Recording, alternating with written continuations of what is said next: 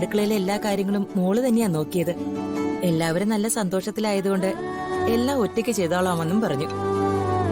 അതാ ഇപ്പൊ ഉത്സാഹിച്ച് വിളമ്പുന്ന.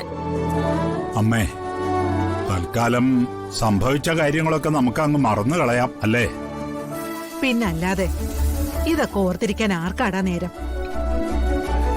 കുറെ നാളുകൾക്ക് ശേഷമാ എല്ലാവരും ഒന്നിച്ചിരുന്ന് ഭക്ഷണം കഴിക്കുന്നത്.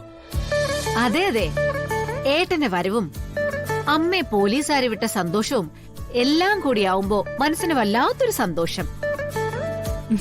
ഇങ്ങനെ തന്നെ എന്നും കഴിയാൻ പറ്റിയിരുന്നെങ്കിൽ എത്ര നന്നായിരുന്നു അല്ലേ അമ്മ? ഇവിടെയുള്ള ഭൂരിഭാഗം പേർക്ക് ഇങ്ങനെയൊക്കെ തന്നെ ജീവിക്കണമെന്നാ ആഗ്രഹം.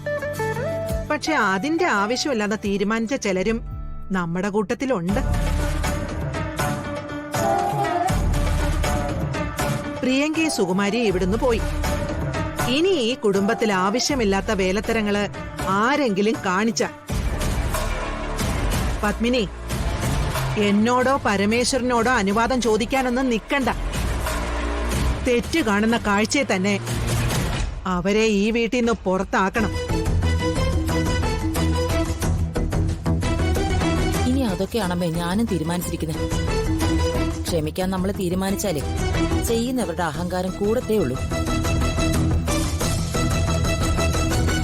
വരുണും സൂര്യയും കൂടി ഉണ്ടായിരുന്നെങ്കിൽ ഒരു രസമായിരുന്നു.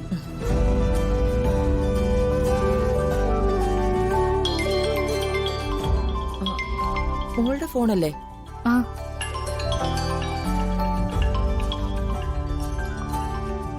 ഹലോ. എടോ, താൻ എന്തെടുക്കുക? ഞാൻ ദേ വീട്ടിലുണ്ട്. എല്ലാരും ഭക്ഷണം കഴിച്ചോണ്ടിരിക്കാം.